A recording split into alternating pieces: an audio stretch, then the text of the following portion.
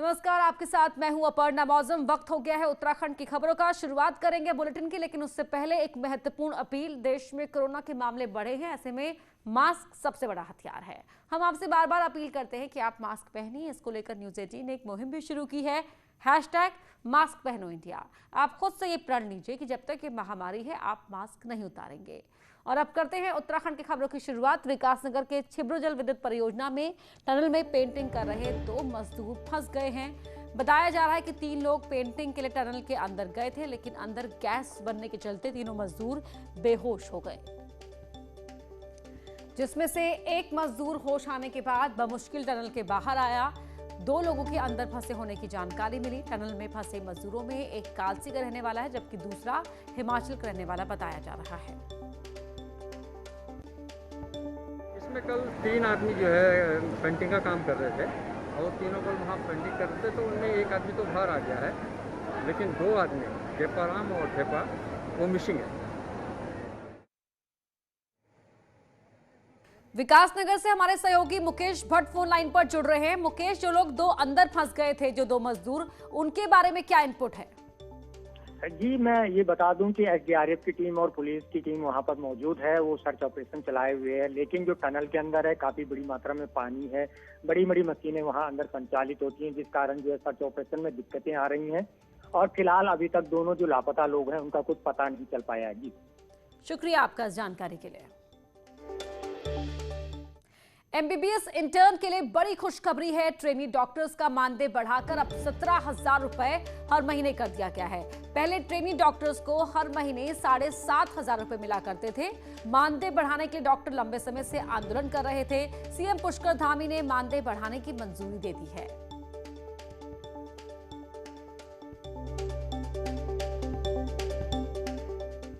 मुख्यमंत्री धामी अब जिलों के दौरे पर निकलेंगे। 20 जुलाई को रुद्रप्रयाग के केदारनाथ से मुख्यमंत्री अपनी यात्रा की शुरुआत करेंगे, जहां पुनर्निर्माण कार्यों का निरीक्षण करेंगे। 21 जुलाई को मुख्यमंत्री चमोली प्रवास पर रहेंगे और 22 जुलाई को पिथौरागढ़ जाएंगे। दोनों ही जगह सीएम जनता से मुलाकात करने के साथ ही पार्टी कार्य समितियों की मीटिंग भी लेंगे।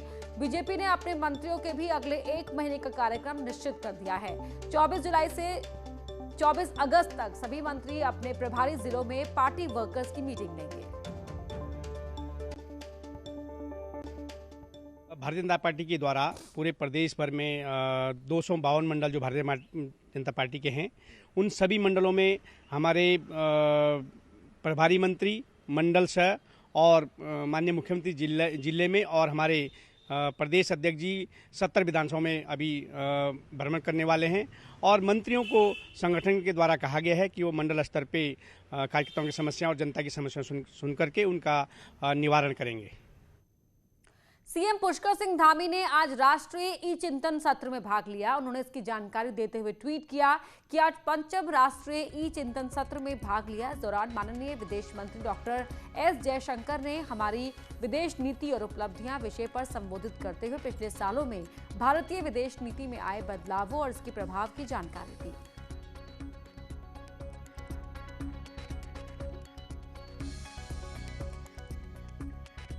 देवस्थानम बोर्ड का 4 धामों के कई तीर्थ पुरोहित विरोध कर रहे हैं। वहीं पूर्व सीएम त्रिवेंद्र सिंह रावत ने कहा कि देवस्थानम बोर्ड से ही प्रदेश का भला होगा। साथ ही उन्होंने कई मंदिरों का जिक्र करते हुए कहा कि देश के दूसरे मंदिरों की तरह बद्री केदार की कमाई में काफी अंतर है। जो लोग आज इसका विरोध कर रहे हैं वो 10 साल बाद इस कदम को अच्छा बताएंगे। 4 धाम के लिए हमने 4 धाम देवस्थानम बोर्ड बनाया। कुछ लोग उसका विरोध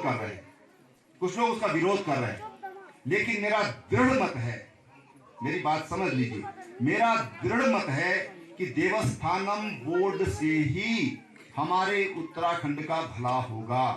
साईं बाबा जो शिरडी में है उसकी 700 करोड़ रुपया है, सिद्धि विनायक मंदिर मुंबई की 300 करोड़ रुपया है, वैष्णो देवी मंदिर की 400 करोड़ रुपया है, बद्री और केदार की 15 करोड़ रुपया। कितनी है? और गंगोत्री यमुनोत्री की 6 करोड़ रुपया। सरकारें भविष्य की जो सोच कर चलती हैं तब राज्य सुरक्षित रहते हैं। और इसलिए मैं आपको ये बताना चाहता हूं कि जो कुछ भी किया गया है ये भविष्य की सोच के साथ किया गया है। और यही लोग जो आज विरोध कर रहे हैं आज से 10 साल के बाद कहेंगे कि रावत जी आपने बहुत अच्छा किया।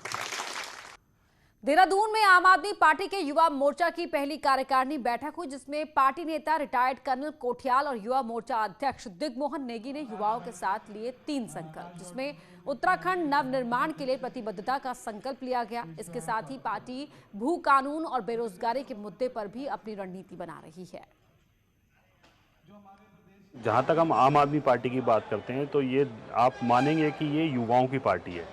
आज आप देखेंगे तो जो हमारी एवरेज एज है वो रिप्रेजेंटेशन की सबसे ज़्यादा युवाओं की पार्टी आज आम आदमी पार्टी है। दूसरा, हम मुद्दों की बात कर रहे हैं, हम स्पेसिफिकली बात कर रहे हैं कि युवाओं के लिए हम क्या कर सकते हैं और युवा हमारे से क्या एक्सपेक्ट कर रहा है आज की तारीख में।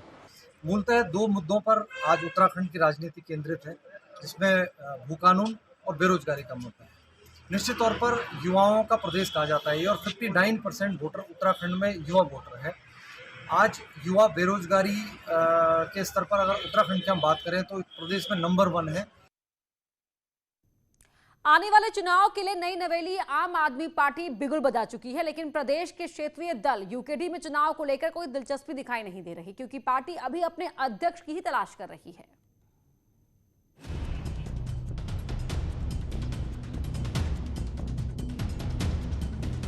राज्य बनने के बाद से उत्तराखंड क्रांति दल लगातार अपनी पहचान खोता जा रहा है। हालात ये है कि साल 2022 के चुनाव में पार्टी अभी अपना अध्यक्ष ही तलाश रही है। 24 और 25 जुलाई को यूकेडी अपना महाधिवेशन करने जा रही है। चुनाव की रणनीति पर मंथन किया जाना है, जबकि पार्टी अध्यक्ष से लेकर नेताओं की कमी से जूझ रही है। मैं इसलिए तो कह रहा हूँ कि बीच में हमारे ये सारा संघ ढांचा तैयार करने का मौका है इस समय ना, तो पहले संगठन को मजबूत भी करेंगे और साथ साथ चुनाव का हमने कहा नहीं 24-25 के बाद सारी जितने हमारी यूनिट हैं, जितने हमारे लोग हैं। राजनीतिक जानकारों का मानना है कि यूकेडी के हाशिए पर जाने के जिम्मेदार पार्टी के ही कुछ नेता हैं, जिन्होंने लगातार पार्टी को नुकसान पहुंचाया है। तो इसके लिए यूकेडी खुद ही जिम्मेदार है और उसके कितने खंड हो चुके हैं उत्तराखंड क्रांति दल के, ये हमें भी नहीं पता है कि कितनी बार ये खंडित हो चुकी है, कितनी बार जुड़ी है, आगे कितनी बार खंडित होगी। इसके लिए जो दोषी है इसके ही नेता हैं, इसके 4-5 नेता हैं। उत्तराखंड में अब नई पार्टियां भी तेजी से पैर जमाने की कोशिशों में जुटी हुई हैं, लेकिन पहाड़ की नब्ज को समझने का दावा करने वाली पार्टियां खुद ही खत्म होने की कगार पर पहुंच चुकी हैं। न्यूज़ 18 के लिए देहरादून से भारती सकलानी की रिपोर्ट। उत्तराखंड के कई जिलों में कल देर रात से जमकर बारिश हो रही है, जिसमें गर्मी से तो राहत मिली, लेकिन कई इलाकों में पानी इकट्ठा भी हो गया है।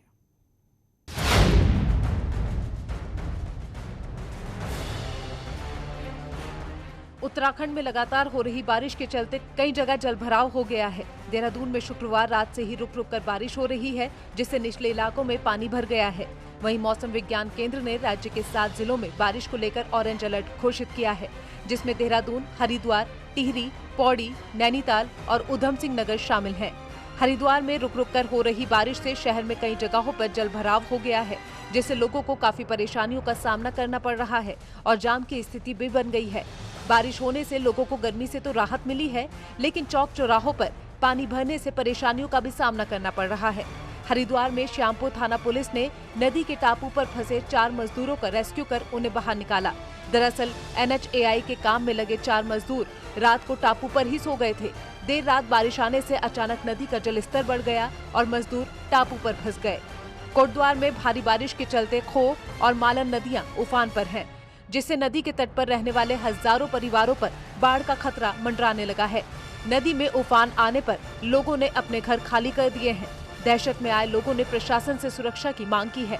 रामनगर में देर रात हुई तेज बारिश से चोर पानी में एक टीन शेड के 2 कमरे बह गए। वहीं कोतवाली के पास एक गाड़ी भी पानी में बह गई। Bureau report, news 18। चंपावत में बारिश का असर टनकपुर टू पिथौरागढ़ हाईवे पर भी दिखा। धौनसवाला के पास पहाड़ी से गिरे भारी मलबे की वजह से नेशनल हाईवे 4 घंटे तक बाधित रहा। तो वहीं बारिश के बाद चलती के पास सड़क पर गाड़ियां कीचड़ में रेंगती हुई दिखी। हालांकि मलबा हटने के बाद जाम में फंसे लोगों ने राहत की सांस ली।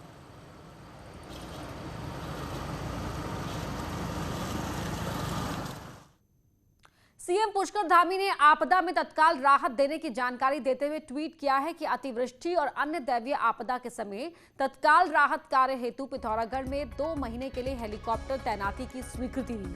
राहत कार्य हेतु जरूरत न होने पर इनका उपयोग प्रति व्यक्ति निर्धारित किराया 3000 पर जन सामान्य हेतु वैकल्पिक यातायात के रूप में किए जाने हेतु मंजूरी दी गई।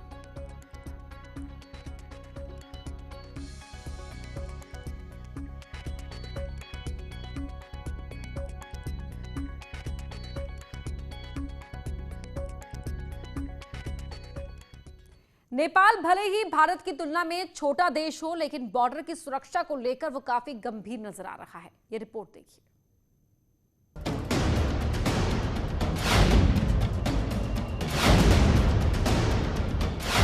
उफनती काली नदी जिस ओर जाती है वही तबाही मचाती है। काली नदी के तेज बहाव से अपने बॉर्डर को बचाने के लिए नेपाल ने तटबंध बना डाले हैं। यही नहीं, नदी की दिशा को बदलने के लिए कई डायवर्जन भी नेपाल ने बना दिए हैं। भारत से सटे बॉर्डर में धारचूला के ऊपरी हिस्से से लेकर तालेश्वर तक नेपाल ने खुद को पूरी तरह सुरक्षित कर लिया है। तटबंधों के बनने से अब काली नदी का प्रवाह पूरी तरह भारत की ओर आ चुका है। हालात ये हैं कि हर पल भारत की जमीन को काली नदी निगल रही है। ये नेपाल सरकार अपनी तरफ से तो ये काली नदी के बाद वो सुरक्षा तटबंध बना रहा है, जिससे कि जब पानी काली नदी का जल स्तर बढ़ेगा तो ये पानी इस तरफ फेंकेगा इंडिया की तरफ और ये हमारा जो भूभाग्य है कटने का भी डर है। 2013 की आपदा में काली नदी ने भारत और नेपाल दोनों ही तरफ तबाही मचाई थी, लेकिन नेपाल उस तबाही से सबक लेते हुए पूरे बॉर्डर में तटबंधों के साथ ही डायवर्जन का जाल बिछा चुका है। भारत ने भी कुछ चुनिंदा इलाकों में 2013 के बाद तटबंध बनाने का काम शुरू किया था, लेकिन गुणवत्ता को दरकिनार कर बनाए गए अधिकांश तटबंध काली नदी में समा चुके हैं। इंटरनेशनल बॉर्डर पर मजबूत सुरक्षा दीवार नहीं होने से जहां भारत की जमीन कम हो रही है, वहीं इन इलाकों में बसे भारतीयों के लिए भी खतरा बना हुआ है। नेपाल ने ऐसे तटबंध बनाने के अलावा उन्होंने ऐसे डाइवर्जन्स बनाए हैं नदी के अंदर, जिससे पानी हमारी तरफ को आ रहा है। और इस पर प्रतिवाद करने के लिए मैंने यहाँ के जो गृह विभाग है उसके माध्यम से भारत सरकार को भी लिखा है और एम्बेसी को भी सूचित किया है कि ये इस तरह का हरकत उधर से की जा रही है। उत्तराखंड के बॉर्डर इलाकों में भारत से ज्यादा नेपाल एक्टिव नजर आता है। संचार सेवा के साथ ही अपनी जमीन की सुरक्षा को लेकर भी नेपाल भारत से 2 कदम आगे है।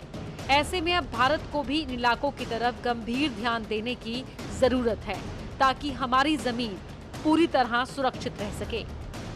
इंटरनेशनल बॉर्डर की सुरक्षा को लेकर लगता है कि भारत से ज़्यादा नेपाल गंभीर है। आप देख सकते हैं अभी हम लोग हैं भारत नेपाल बॉर्डर पर और ये काली नदी यहाँ पर बह रही है और काली नदी के ठीक उस पार आप देखेंगे तटबंध नेपाल ने बना रखे हैं, लेकिन भारत ने ऐसा कोई इंतजामात नहीं किया है कि जिससे उसकी सीमा सुरक्षित रह सके।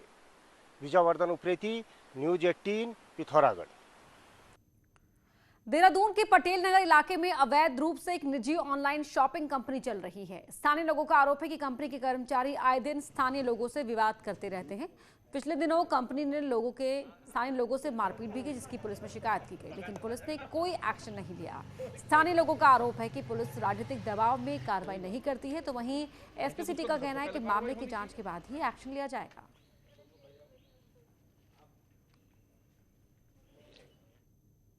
बस उनको पता करना था, उनको डॉक्टर के यहाँ लेके जाना था, तो सडनली ये लोग आते हैं, पूरी गाली गलौज कर रहे थे यहाँ खड़े हुए। मैं इनको समझा रहा था, जो उनके कक्कड़ जी हैं उनको समझा रहा था कि भाई आपस में झगड़ा मत करो, बातचीत से काम निपटा सकते हैं। सडनली उनके बेटे ने पीछे से हमला बोल दिया। तो उनका ऑटो माल लेने के लिए आया, तो माल लेने के मैंने कहा भैया थोड़े टाइम रुक जाओ, 1-1:15 बजे मेरे हस्बैंड डॉक्टर के जाएंगे, गाड़ी हट जाएगी। तो उन्होंने कहा ठीक है, ठीक। मैं अंदर चली गई इतना कहने के बाद उसने क्या करा, ये वाली गाड़ी ये टूटी हुई है, इसकी लाइट टूटी हुई है अभी भी, इसके इतने तेज मारी और तेज मार के चला गया वो वापस। देखिए जानकारी में आया है कि ये 2 पक्षों के बीच का विवाद जो है इनके द्वारा जो है थाने में एप्लीकेशन दी गई है, जिसमें जांच की जा रही है और इसमें जो है सही कार्रवाई करने के लिए निर्देशित किया गया है। चंपावत जिले के सूखीढांग के पास एक कार और बाइक की भिड़ंत हो गई। इस हादसे में बाइक सवार 2 लोगों को चोटें आई हैं। पुलिस ने दोनों घायलों को टनकपुर सीएचसी भेज दिया है। हादसे की वजह बारिश के बाद हुए कोहरे को बताया जा रहा है। रुद्रपुर के ट्रांजिट कैंप थाना पुलिस ने एक पिकअप से भारी मात्रा में अवैध देसी शराब बरामद की है। देसी शराब को ट्रांजिट कैंप में ठिकाने लगाने के लिए तस्कर ले जा रहे थे। पुलिस ने अज्ञात ड्राइवर और गाड़ी मालिक के खिलाफ केस दर्ज किया है। मामला शनिवार देर रात का है। जब ट्रांजिट कैंप पुलिस चेकिंग कर रही थी तभी शक होने पर पिकअप को रोकने का इशारा किया गया तो ड्राइवर गाड़ी को किनारे लगाकर भाग निकला। पुलिस ने जब पिकअप को चेक किया तो उसमें भारी मात्रा में देसी शराब बरामद की गई। उत्तराखंड राज्य आंदोलनकारियों के मुद्दों पर हाल ही में राजभवन का घेराव करने की कोशिश की गई थी, जिस पर पुलिस ने केस दर्ज किया था। केस दर्ज किए जाने के विरोध में आंदोलनकारियों के नेता धीरेन्द्र प्रताप और मनीष कुमार ने देहरादून में सरकार का पुतला फूंका। उत्तराखंड आंदोलन से जुड़े लोगों को सरकारी नौकरियों में 10% क्षैतिज आरक्षण देने की मांग की जा रही है।